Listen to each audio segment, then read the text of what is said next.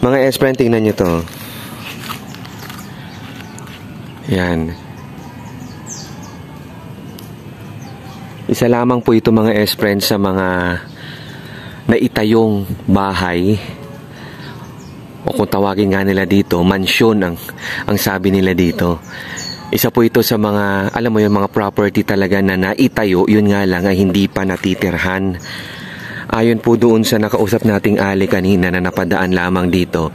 So, hindi pa naman masyado daw katagalan ng ma-abandon ito mga S-friend. Pero, kung titingnan nga at susuriin mo lang din talaga yung itsura niya, maaaring tama kasi nga hindi pa naman talaga ganun yung tinutubuan na ng mga, alam mo yun, mga ligaw na damo. Bukod lang dito sa harapan po niya.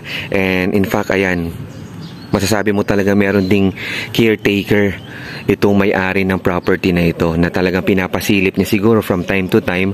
And in fact, every night daw po may nagro-ronda naman dito na security guard. Buti nga at kahit pa paano nakapagpaalam tayo at pwede naman daw pumasok dito kasi may mga tumatambay din daw na mga estudyante.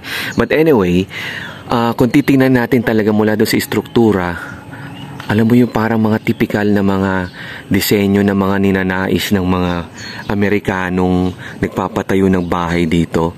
In fact, kasi itong subdivision na ito mga S-friend, nasa hilltop tayo eh.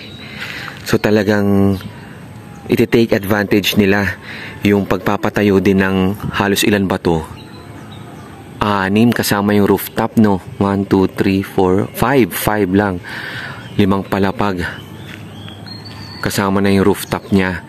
Iti-take advantage nila yung bukod sa elevation nitong subdivision na to, hindi man haunted, abandoned, yun yung tamang term, abandoned subdivision. Iti-take advantage nila yung elevation, tas ganito pa kataas, para talaga overlooking ka sa bayan, di ba? Sayang nga lang, hindi pa nga daw po ito talaga tinitirhan or natatauhan talaga ever since nang ito nga daw po ay maipatayo. Natigil nga lang daw po nung pandemic. So talagang tingnan nyo yung impact ng pandemic talaga sa kahit sino sa atin, ano. Abangan nyo na lang mga S-friend yung full episode nito, syempre sa Urbex PH Plakado TV YouTube channel.